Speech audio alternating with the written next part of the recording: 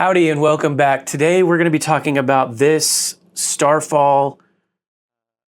I've been just calling this like the OG Jedi kind of. I believe this is a custom commission from the client to Nick. Nick received a sketch, and if I remember the sketch, this is pretty much spot on. So I did have a hand in this. Nick asked me to etch the brass shroud, so I sent him that and he cut it out. And then I think maybe even weathered it a little bit more. And I think maybe this is also a clamp card I would have sent him ages ago when I first tested out etching some PCB material. But other than that, this came to me for an install. So Nick did ask that I use my resin greeblie chassis with the extra blinkies. So let's hop down to the table. Let's show that off. Let's talk about a little bit of the functions, and then we'll hop back out, show the blade off, a couple blade styles, and we'll call it a day. OG Jedi is what I'm calling it for now. I don't know exactly if there's a number or a specific name, or if the client will eventually give it a name or something like that. But this is based on a sketch. And so it's very nice, very comfortable. I think it's mostly like a one-handed grip. The way I've been testing it is to get to the buttons up here, just kind of holding it at the midpoint. So you could kind of choke up on it and get your hand around the pommel if you wanted to do a two-hand grip, but very comfortable otherwise once you're swinging it around. Maybe I've been doing that off camera. So up top, we do have a blade plug in it. Another nice one about this, you don't need any tools. So you got a thumb screw for your set screw, and then the grip comes off to access the board, but we'll show this off. So this is the Shtok Eco V4 with like 30 something pixels on there or something like that. Just mimics what the main blade does. So we'll leave the blade plug down there, but you do get some shine through. We have two 5mm tactile buttons. I created a little housing, like a mini switch holder. You can buy some like these, but they're pretty expensive. And I've had like a bag of LED bezels for a while, so I had an excuse to use it. So it does have a 5-minute timer. So it has just timed off. So we will wake it back up with a switch. But yeah, the Proffie will turn off. But let's open it up. It separates here at the grip to reveal the chassis. And like I said, this is a resin greeblie chassis that Nick asked me to provide. So we've got red as your power, green as your aux. These will kind of do different things in the on and off state. I just kind of switched it up with my typical programming. But single 50/50 Neopixel lighting up the crystal. It's pretty clear, so the whole chamber really gets lit up, as you can tell there. We've got two 15/20/20 Neopixel strips under these baffled greeblies. So these are just wired in parallel. They'll do the exact same thing. Again, different on and off states. And then we've got two Edison filaments down here. And again, different on and off states. But all of the accents react to clashes, blaster blocks, etc. We got our kill switch here, 28mm KR bass speaker, and 18650 battery wrap. If I do turn this off for a second, I'll pop that out. So Starfall logo, positive, clearly indicated, as always, spring sides your negative. So nipple goes to the nipple. This is not the battery that I will be providing to the client, but it'll be similar. I just haven't wrapped the other one yet, and this one was fully charged. So yeah, so we just hit our kill switch. Proffie V3 running OS 7.15. Configs on the SD card. We've got the 12 Starfall presets. The last preset's a battery level indicator, but I've also thrown on the OS voice packs from Brian Connor. So if there was a character who I knew the sound font was based around, then I'll have dumped that into each font folder. So it will change. And I believe I set Hu Yang to be the main one. I have forgotten what I've already done, so we'll find that out here in a second. But we turn it on. And like I said, just mimics what the blade does. But here we can see the reactivity in the crystal and in the strips. And you can see we got like an audio flicker on those Edison filaments. And they get just a little bit brighter with clashes. So you also have gesture on and twist off. and then you have thrust on, which is kind of a sideways motion. I'll demonstrate that with the blade in it. So yeah, let's just show off a couple other presets here.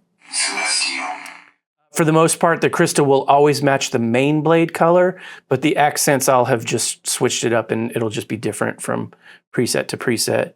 So in this one, we can see we got like a running yellow, purple, and matching the blade color, but we've got red pulsing in the off state. I'm going to start this muted, by the way. So we get a little bit of a ignition effects. And then what's cool about this, let me turn this off for a second, is I had put like a sparkle on this particular style for, so every now and then you'll just see flashes of white underneath there, but now we got pulsing blue. And then these are both on, and I think one of these blinks. Yeah, you can sort of see a slight blink. Anyhow, so let's hop out, put a blade in it. So when we want to, we just put that on, twist it up, and once it's fully engaged, you'll see the clamp card area aligns with the switches. So we're good to go. So let's hop back out here. This takes a 7/8 diameter Neopixel blade, and this does come from the Saber Armory. Saberbay. This is going to an international customer, so Nick asked me to pick up the blade as well as the charger to go to this customer. So I have programmed this to fit this using edit mode. So chances are, if you get a blade in the future, you can hop into edit mode on the Saber and then edit blade length if you need to change the number of pixels. But I've got it set perfectly to this blade that will be your blade. And again, 7/8 diameter. And then we just rest it on the PCB pins and then cinch that down. And then we'll just, we can either hit power or we can do our gesture. Our gesture gets us into battle mode. And I probably say this every time, but I assume that every time somebody's watching, it's the first time they're seeing something. So I'll hit power just to be in regular mode. So really loud speaker, very great sounding. So you can see aux will get us blaster blocks. If you smack, you'll get clashes. If you want to do a lockup, hold either power or aux as you clash. And you can see I've got these reacting as well. So let's go to a different Hero's Journey. Let's go back to the first one. If you point the hilt down and press aux, you'll go backwards in the preset list. So now we're at the top. Okay. I'm going to do a force effect, hold power for 2 seconds. I have it so that it animates the blade for as long as the sound plays, which I'll demonstrate now.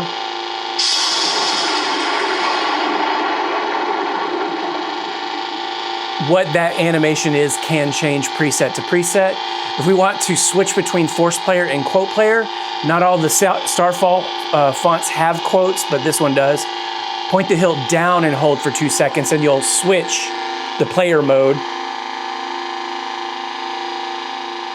Starfall is my woman's home. All every element in the cosmos. So you notice that he said a quote when I held it for 2 seconds, but the blade did not animate. Only animates in the force player. Starfall is escaped from the birth and death of the very stars themselves. Okay. If you hold power for 2 seconds in the off state, if you're in any other position other than vertical, you will start a track. But you'll get into track player mode, which is preceded by a little chime, starts playing the first track in the list of tracks. I have every preset looking towards the common folder, and I've uploaded a bunch of soundtracks into that common folder so that you can have a lot of fun and just kind of hear all the different things going on. But I've also set a designated track. So when you point the saber upright, you can play the designated track. So let me demonstrate that real quick. Again, hold power for 2 seconds. Any other position as it's playing will stop it if you hold for 2 seconds. Right, so let's demonstrate track player real quick. There's the chime. As we rotate, we're going through the list alphanumerically. If you go one way, you'll go forward. If you go another way, you'll go backwards. If you want to keep playing, you can press one of the 2 buttons. It does different things. I'll let you figure out what that is on the printout, but for the most part, I just use power to get that little chime. So now if I rotate, I'm not going to keep cycling through tracks. It'll let that track play through. And then we can, again, turn it off. When the blade is on, you can start and stop the track, but you can only start the designated track. If a track's already playing, then you can stop it. But again, the blade has to be completely vertical when you hold power for 2 seconds. So that's blade, force player, quote player, track player, and designated track, all holding power for 2 seconds, depending on which orientation you are and depending on whether or not the blade is on. So let's check out another one. Let me demonstrate the gesture real quick. Right. Gestures will bypass prions. There are a number of Starfall fonts now. There used to just be one that had prions. So the very last 3 and then Ruin, so there's 4 of them, all have a prion. You can only get the prion if you press power. Otherwise, when you do a gesture, you just ignite the saber. Yeah.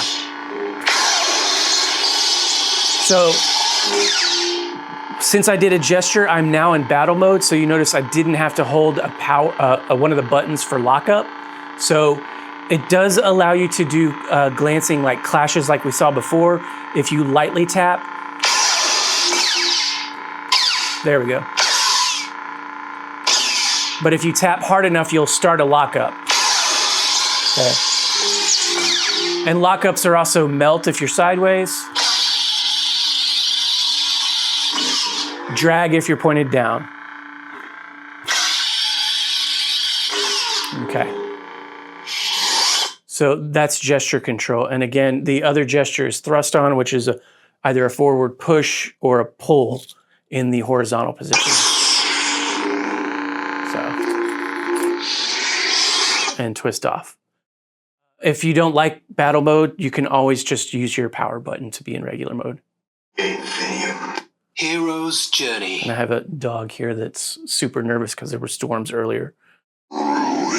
So here is Ruin, and I'll show off that prion real quick.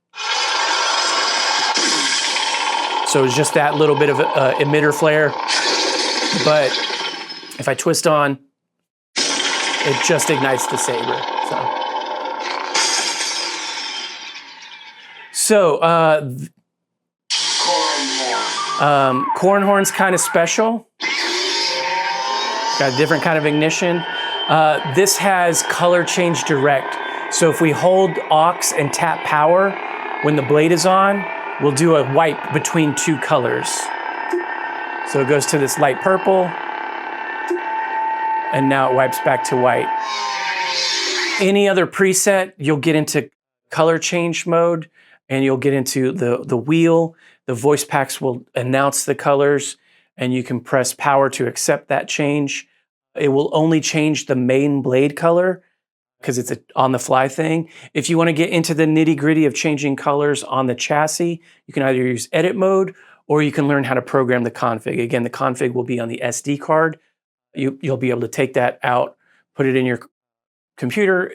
I would recommend back up everything and then save the config and then create a new version if you want to edit it. I've got a template for each preset at the bottom of all of the presets. There are 6 blades. There's the main blade, the crystal chamber, the strips, the 2 buttons, and the Edison filament. Each one of those can be independently programmed. I have a bunch of using styles as well in the bottom of that, which have options that allow you to do all kinds of cool stuff. And you really don't have to go out there and learn how to program new fonts. You can just read the comments about what each option does and learn how to turn it on. But that's for another time. There will be a link on the printout for instructions that takes you to the FET263 library. This is, like I said, running OS 7.15 and the FET263 prop file, so you can learn all about the 2-button commands. And then again, if you want to learn how to edit the config, there's a bunch of stuff on Proffie on his website and on other websites across the net. So Legacy. Let's show off one of the newer fonts. So this again has a Prion. Just quick, a little erratic. And force effect. If we want to do a lightning block, we'll hold power and tap aux. Let me get to another one Alliance. to demonstrate that because it'll be easier to see with the red blade. Ascension. Here we go. Okay, so now we've got a red blade going. Hold power, tap aux. As long as I'm holding that, I'll be in that lightning block lockup, so. And the last preset's a battery level indicator on the blade itself. Battery level. Because I've programmed it for this particular blade length.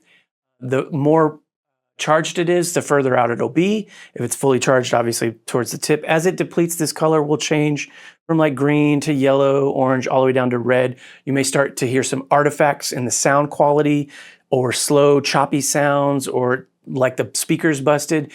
There's nothing wrong with the Saber. You just need to charge it. If you do want to get a battery percentage on any preset, because we have the OS voice pack, you can hold aux and tap power. Battery level 75%. And so that is Hu Yang. And then the volume level will be hold power and tap aux in the off state. Enter volume menu. Maximum volume. So you can see I had brought it down just a couple clicks because it's plenty loud. Volume menu end. I have it set for like 2,500, I think is where I did it. You can bump that up, but because the speaker's right there and this sounds really good, like it's got good resonance, I just set it to that because it was already sounding great. So, oh, and then when it's on the battery level, the Neopixels, so the crystal chamber and the two strips, will go from green to red, obviously green being a good charge, red being a bad charge. This is a greenish yellow.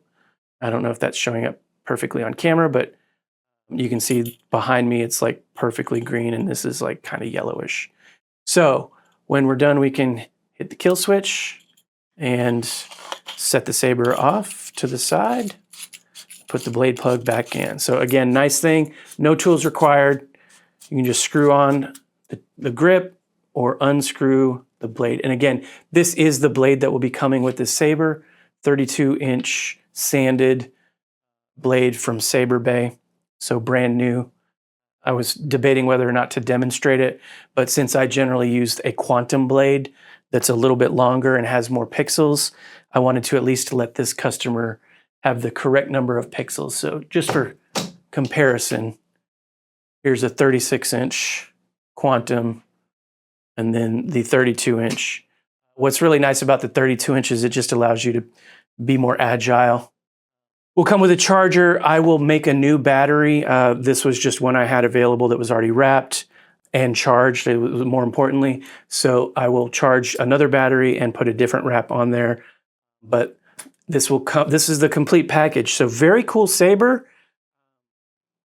I appreciate Nick for coming to me for help with that and then allowing me to do the install and then obviously choosing the nice chassis upgrade.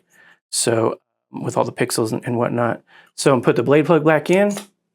It perfectly bottoms out.